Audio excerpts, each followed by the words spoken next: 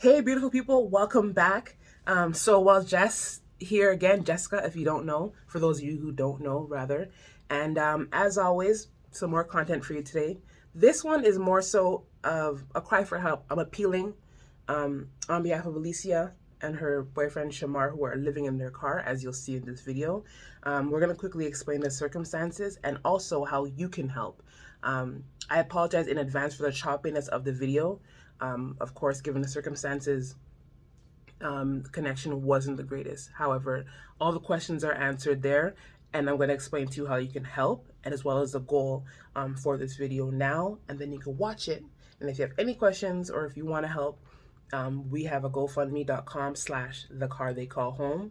I'll put it here. So again, it's GoFundMe.com/thecartheycallhome. And the goal right now is to get suitable housing for the couple, get them off the streets, of course, because nobody wants that or needs that or deserves that. 2021 especially. Come on, let's do better. I think that's it. So watch on, stay tuned, whichever. And I appreciate it. Honestly, I really appreciate it. I feel like if there's any way that we can help, and when I say we, I don't only mean Barbados, I mean people who have an appreciation for the island and all that it offers, including the people. This is our way to give back and to help out, because it's important. But anyways, before I digress and ramble on, here it is. After a whole lot of back and forth, we're here, so we're going to try to get it over with quickly. We are with Alicia, who's 29 years old, right? Yes, please. All right. And unfortunately, Alicia is currently living in her car with her partner, as you see in the description. You said that you were working and living somewhere for 2 years, was it? Yes, please. Okay. And then what happened? The banks, it was sold by the bank, right? Or something like that? So the part, they cut off at the part where you said you were living in a car in 2019? Yes, part of 2019. And then we get consent for the family member. And he gave me consent we could stay in the house. Oh. But after that, the bank, he sold the house to the bank in April this year. So that's how we get into the car now. Oh, so family member gave you a house to live in, but he ended up selling that house to the bank. Yeah. Okay, I got it. The connections is coming and going, so just bear with me. 1 second. Thank you so much. So Shamar was just telling us the last place you're staying, your family member gave you consent to stay there, but he had sold it to the bank, and then that's what put you guys out. Correct? Yes, please. Okay, so right now, when you are looking for a place, is any landlord at all helpful, or is it just because you don't have a work letter, so you're not unable to find a place? No, it's not that. It's not that. It's like a lot of people don't deal with welfare because some welfare is take very long to pay, and but we are not working.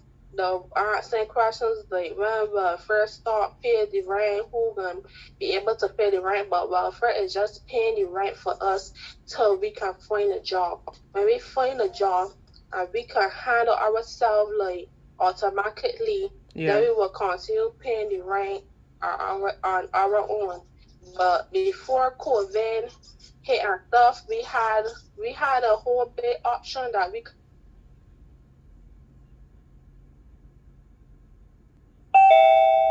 our was on lockdown for a long period of time, and then it wasn't an alternative.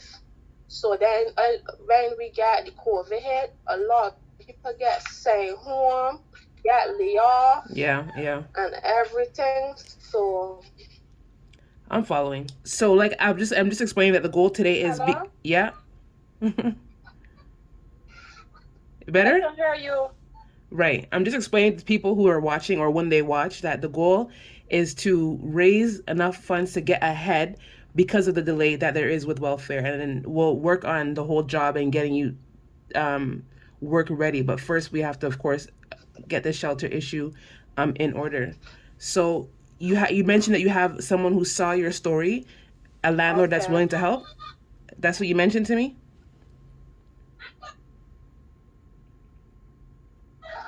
Yes, one was willing to help. We have the welfare officer that we are dealing with now. She, I don't know, she taking she on time, but as I spoke, I try calling her because I trying for let she know that I want to be off the street because my life is in danger. For the past few nights now, people try to threaten us, say that they will burn us up in the car and shoot us and all kind of thing. We had to involve the police. At night, we got to go sleep at 5 o'clock in the morning because we don't know who will come and do us something in the Of car course. or anything. And I'm very frightened at night because I don't want to die for reckless stupidness. I see the common question being asked. How comes people are like, so what about family? What about friends? So what's the relationship like there? There's just no help at all, or they're still able to send some stuff here and there. My family, Mm. Mm. my family, when my mom died, and when I was 16 years old, I was living I was living with some family members, and because my mom died and so on, they didn't want me nor my sister. My father died in 2020, and I asked my sisters and them, because my father got a house in Eagle, I asked my sisters for stay in the house. They're telling me no, that I have to go through some procedure or repairs, and I know I haven't seen the house like repair or anything. But I don't have a lot of friends that can help because a lot of my friends have kids and so on. You know, when you have kids, it's got to spend money Oh, I know. and so on. So they would like help me in certain things like with food or anything that could help me with. They may check on me to see if I'm okay and everything. And if I need help with something and they could help me, well, I would. For sure. I So understand. I had to hit pause, guys. Listen, I lost a major chunk of footage. You guys don't even know what I went through trying to get this video up. But anyways, one of the questions that I lost was, I asked Alicia, despite everything going on, what are you grateful for? And two of those things were, one of them, of course, was life, and the other one was the fact that people of Barbados, whether they read her in the paper or saw her on social media, and they said to themselves, or took time out to actually come through and help, whether it's bringing food by or connecting her to the correct resources or whatever the case may be. So I think that that says so much about being a good neighbor. And I'm happy that even despite everything going on, she's still able to say, hey, I'm happy for this. And I also mentioned, like, asking for help is not easy. A lot of us are dealing with all kind of things, like whether it's health issues, mental health issues, finances, issues with kids, that we are too either shameful, embarrassed, or prideful to say, hey, I need help. And just remember, it takes courage to ask for help, and it's not something that you should be embarrassed about. So keep that in mind, and thanks for watching. If you, like, if you could dream the next year, where do you see yourself? Like mentally, physically, emotionally, all of that. I want to hear good things.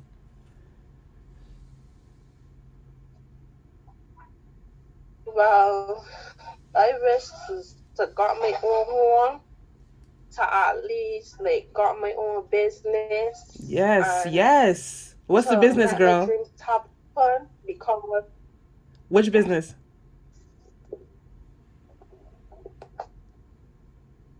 I just make my life happy. I love it. I love it. And like, you never know what's gonna happen in a year.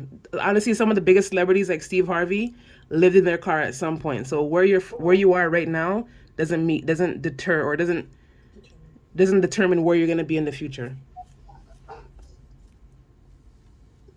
So keep dreaming, girl. I appreciate everyone for watching. Everyone's eager to help. So I'm declaring that this time next week the situation will be different. Okay. Appreciate you guys. Thank you.